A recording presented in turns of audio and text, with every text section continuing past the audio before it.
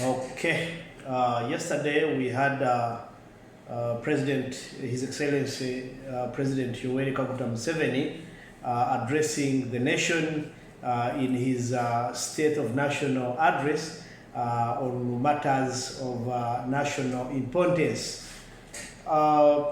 He addressed on very many issues, but I'm going to really summarize them because the State of National Address was quite long, but it wasn't that long because it lasted for around 50 to 1 hour minutes, and unlike those old days.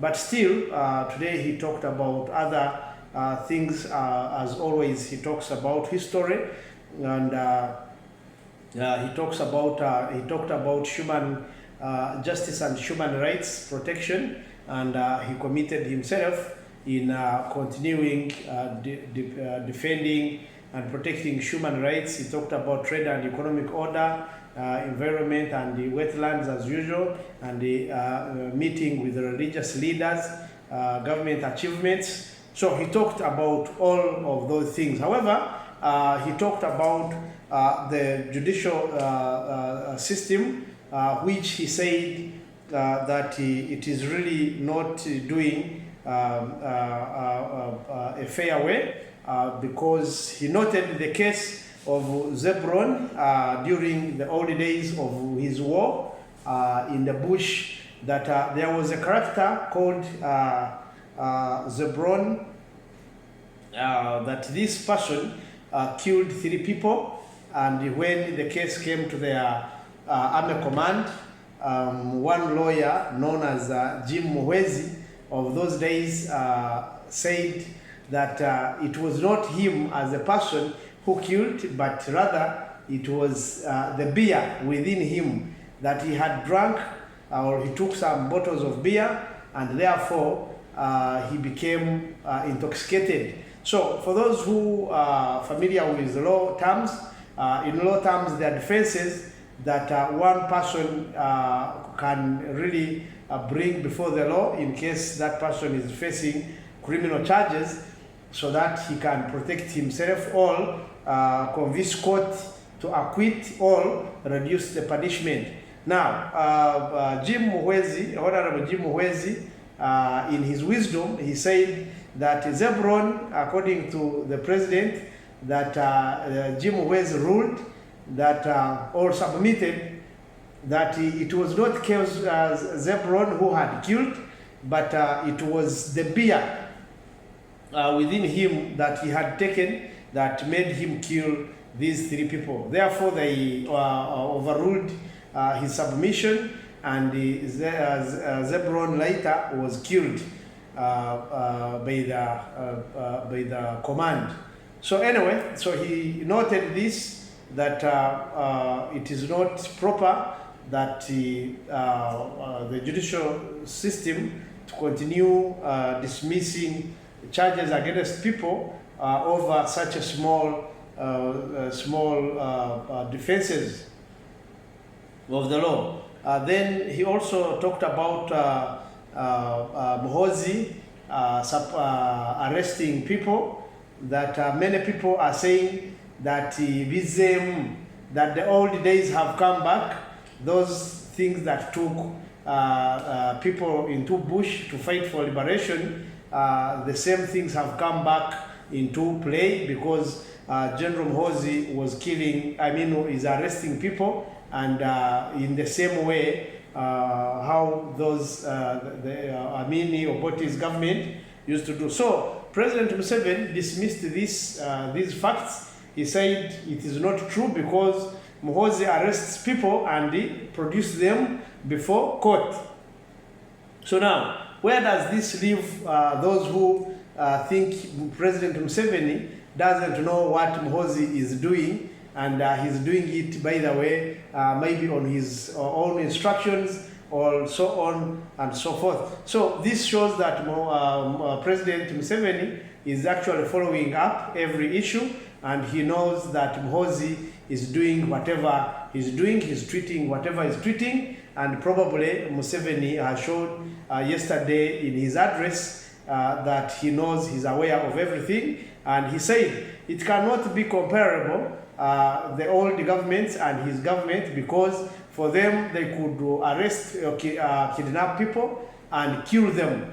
But for them, they arrest people all whatever way they get them, but they produce them before the courts of law. So he warned this, that it is better this way, so that the army should not start committing or doing mob justice on citizens.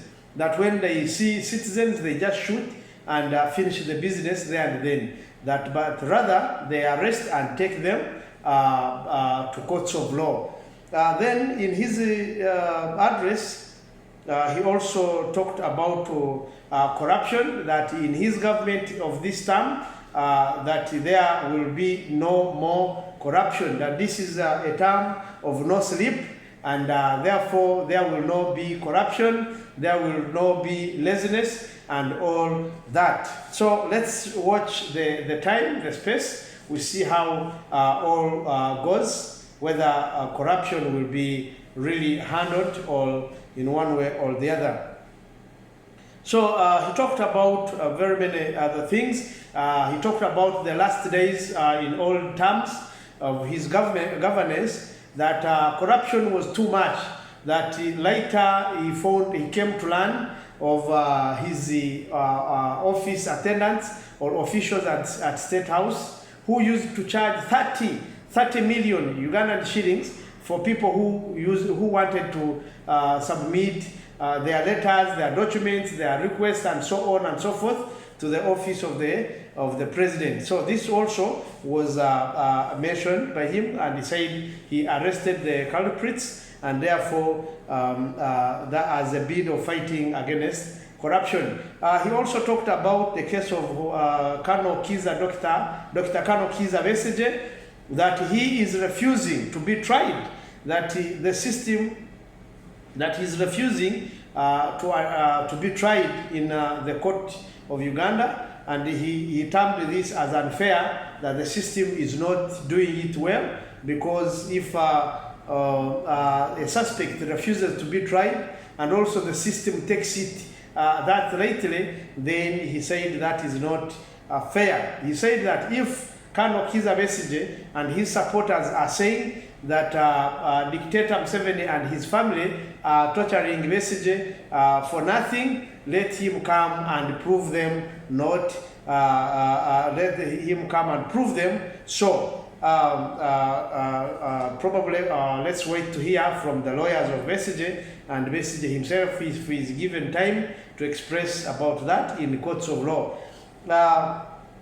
He showed also photos of the supporters of opposition who were really beating the NRM supporters, and those who attacked the police officer, a woman who was at her duty, and then the NUP supporters attacked her and beat her thoroughly well. And also he showed pictures of the women who were undressed, and he said this is not democracy that should people advocate for.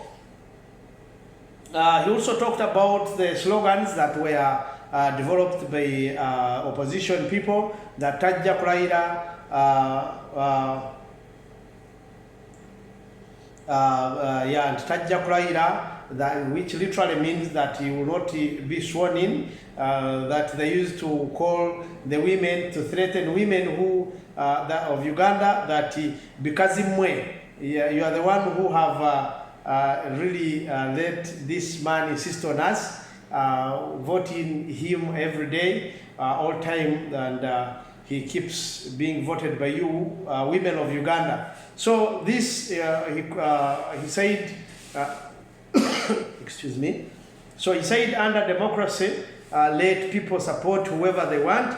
Let them convince support from the public, rather than really manipulating and threatening them in that manner.